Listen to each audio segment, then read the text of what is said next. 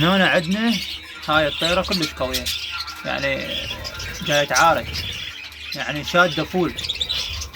شوفوها. طبعا هاي الطيرة بتة، بالمناسبة هاي الطيرة بت هذا الفحل، هذا فالف. وهاي الطيرة هم ناكين. شوفوا هذا الفحل جاي الطيرة تعارك عليه. أحسن طريقة تعرف فيها الطوايا. شوف هسه هاي الطيرة ما لها شغلة، هاي الطيرة ما لها شغلة، هاي الطيرة ما لها مجهزات، للمجهزات. تقدر شو تسوي هسه؟ تاخذ الفحل والطيرة تحطهم بخانة أو تحطهم بقفص وياهن بيوت.